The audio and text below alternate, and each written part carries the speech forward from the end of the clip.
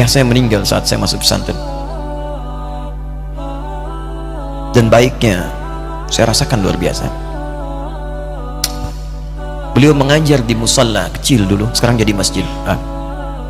Itu saya selalu di bawah. Beliau mengajar, saya tidur. Sekarang gantian, saya mengajar, beliau tidur. Dan kadang di pangku, gendong sampai pulang. Saya pernah sengaja pura-pura tidur untuk ingin tahu apa yang dikerjakan ayah saya di jalan. Jaga betul supaya nggak bangun. Begitu saya disimpan di kasur dan bangun, diajak bercanda. Saya mau masuk pesantren, beliau nggak sempat ngantar. Saya bertemu, beliau menangis, peluk saya, minta maaf nggak bisa ngantar ke pesantren. Saya belum mengerti apapun saat itu. Saya bertekad, insya Allah saya belajar dengan sungguh-sungguh. Sepekan 2 pekan saya dapat panggilan pulang. Saya tanya pada kakak saya yang ikut, sekarang ada di sini, di mana ayah? Beliau nggak jawab. Sampai di Bandung, paman saya, beliau sekarang Sekom MUI Jawa Barat, langsung menyampaikan, nampaknya nggak akan terkejar sampai sana, mungkin sudah dimakamkan. Saya ngerti, paham saat itu bahwa beliau telah wafat. Maka saya pulang. Maghrib saya sampai, saya dapati ibu di ruangan tengah. Saya datangi, saya menahan tangis, tidak menangis sedikit pun, untuk membahagiakan ibu saya. Saya datang, saya peluk, saya temani tidurnya. Itu pertemuan saya dengan ayah saya terakhir di mimpi. Saya bermimpi melihat sudah pakai kemeja, tersenyum, mendadahi saya. Sudah. Besoknya saya cari ke kamar, ternyata Allahu Akbar, apa yang selama ini saya pelajari di pesantren, kitabnya sudah ada di kamar semua, sudah disiapkan. Saya menangis saat itu. Saya bawa mushaf.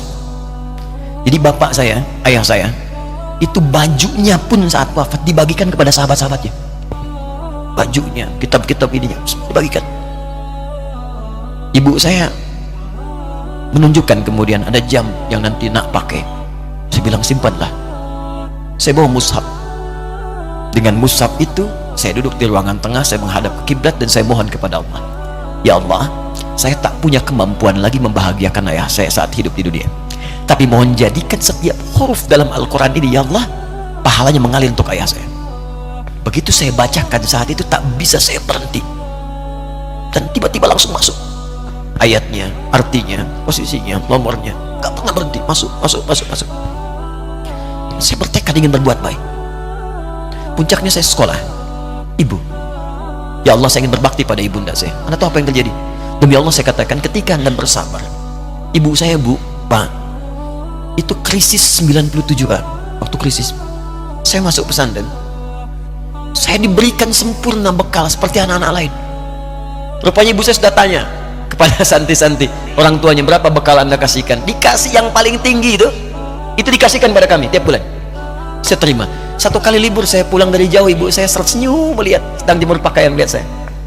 Begitu saya tiba, kaget saya. Ini kok pakaian ibu saya, pakaiannya nggak cocok dipakai gitu. Ini bukan pakaian ibu saya, kayak kain pel lah kalau sekarang.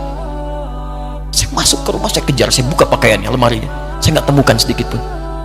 Saya kejar kakak saya, dia sudah siapkan makan. Kak perempuan kami yang kedua, mana pakaian ibu saya? Perhatikan jawabannya. Dia menangis saat itu. Dia bilang, mama itu telah menjual semua perhiasan dan pakaiannya untuk pendidikan kamu.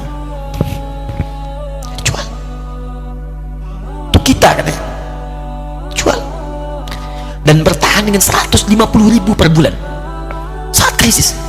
Jadi rupanya ibu saya itu makan nasi sehari cuma sekali. Beliau mengajar.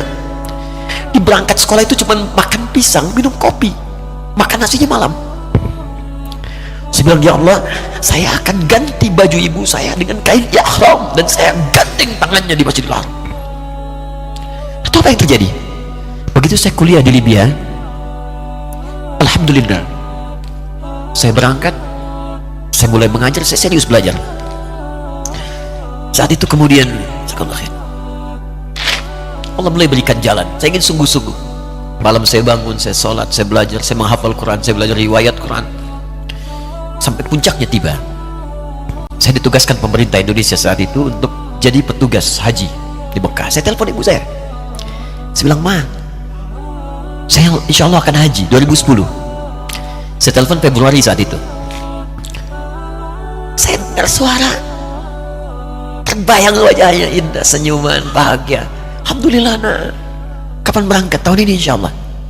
Saya bilang, dan saya tidak akan pernah berangkat kecuali mama pun akan berangkat. Terdengar nada pesimis tapi senyum. Dari mana katanya? Allah akan kasih, saya bilang. Saya sedang bekerja, berusaha karena Allah, mustahil Allah akan sia-siakan gitu. Berapa butuhnya? Porsinya 25 juta. Kapan harus ada? Bulan Juni. Ya, jadi dari Februari ke Juni itu. Ya, Juli bukan Juni, Juli. Ya, jadi saya masih ingat tuh bulan 7, 5 bulan tuh. Saya ibu, Pak, nabung saya beli tabungan, saya niatkan untuk ibu saya haji. Bulan Juli masih setor 25 juta. Jadi semua tabungan masukin situ. Ada yang ngajar ngasih, masukin situ, masukin semua.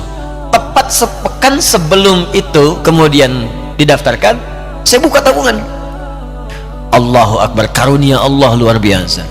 Tadi butuh berapa? 25 juta. Begitu dibuka, Masya Allah, 1 juta. Karena beasiswa nggak banyak, 1 juta. Tapi 3 hari sebelum daftar, entah dari mana ibu-ibu pengajian di KBRI datang, Ustadz, ibu katanya mau haji juga ya, Ustadz mau haji ya, ibu ikut ya. Sudah nggak usah dipikirin, nanti kami yang pikirkan semuanya. Tiba-tiba dikirim, bayar porsinya di sana, dapat koper paling besar. Bayangkan, tadinya kopernya belum datang, telepon lagi, nak, koper belum datang katanya. Saya bilang, Ma, tenang aja, apa hajinya nggak jelas ini? Tidak jelas, saya bilang, insya Allah. Ya, nah cuman beritanya berbeda. Begitu saya telepon lagi, Ma, gimana bisa? Nah, telah keluar pengumumannya. Kapan, Ma? 2013. Loh, kan saya hajinya 2010, nggak bisa, harus 2010. Lihat kalimat ibunda saya. Nah, jangan pernah mengambil hak orang lain. Allah kasih 2013, alhamdulillah. Saya bilang, Ma, kita tidak harus mengambil hak orang lain, tapi kita meminta kepada Allah yang memanggil kita. Boleh jadi Allah akan berikan tambahan kuota pada tahun ini. Doa lagi, minta, dong ke masjid. Tiba-tiba ada sidang Oki di Istanbul saat itu, keputusan 1.000. Setiap ada 1.000 muslim, 1 kuotanya. Saat itu Indonesia dapat tambahan 22.000, termasuk ibu saya ada di situ. Ya, acara malam Al-Qadar 27 Ramadan malam, masih ingat betul, saya jadi MC dengan rektor pada saat itu. Saya nggak pernah bawa handphone, tiba-tiba handphone itu saya bawa, berbunyi kemudian telepon itu. Saya minta pada rektor izin, saya angkat dulu, diperkenankan. Saya kemudian ke belakang masjid, saya angkat, tiba-tiba saya dengar suara sudah menangis. Nah, katanya, kenapa, Ma? Alhamdulillah, Mama bisa haji. Ternyata kuota itu termasuk ibu saya 5 bulan, Pak. Wayana biasa, nggak bayar tambahan, nggak ada macam-macam, bisa berangkat. Begitu saya berangkat duluan, saya tungguin betul di apartemennya, di maktabnya sampai datang. Begitu sudah datang, saya nggak sapa, saya lihat dari jauh. Bahagianya saya bisa mengganti pakaian tadi yang lusuh dengan kain ihram. Saya perhatikan, saya ikuti dari belakang, di lift saya ikuti, di jalan saya ikuti. Begitu sampai Masjidil Haram, saya gandeng tangannya, Ma, kita sama-sama labbaik Allahumma labbaik, labbaik la syarika lak labbaik. Saya tawaf, saya gandeng ibu saya lindungi supaya dapat kenikmatan dalam tawafnya. Begitu saya rasakan bagaimana Sayyidah Hajar bekerja keras untuk Ismail. Saya balas di situ, saya gandeng tangan yang kanan, saya minta pada Allah, muliakan ibu saya, ya Allah, muliakan ibu saya, muliakan, berikan saya kesempatan membahagiakannya. Cuman yang kanan digandeng, yang kiri kosong, karena sudah tidak ada. Jadi ketika Anda belajar pun untuk menjadi ulama, Allah akan muliakan Anda. Orang tua Anda akan dapat bagiannya. Yang hafal Quran itu Musa, yang bisa haji bapak ibunya. Kemarin saya jadi Amirul Hajj dari kedutaan Saudi berangkat, membawai 350 orang rombongan. Siapa yang saya bawa? Ahli Quran, yang hafal Quran anak-anaknya. Ahmad Kamil yang haji, pengajarnya, murabbinya, ibunya, temannya, banyak yang berangkat. Yang berangkat siapa? Calon ulama. Dijadi ulama itu jangankan sudah jadi, kalau benar caranya, baru bergerak pun Allah pasti akan jaga. Kalau benar caranya. Di satu pertanyaan tadi, pilih mana orang soleh atau ulama? Jangan pisahkan. Karena jadi ulama itu adalah tingkat tertinggi bagian dari orang saleh. Jadi mesti ada yang jadilah di keluarga.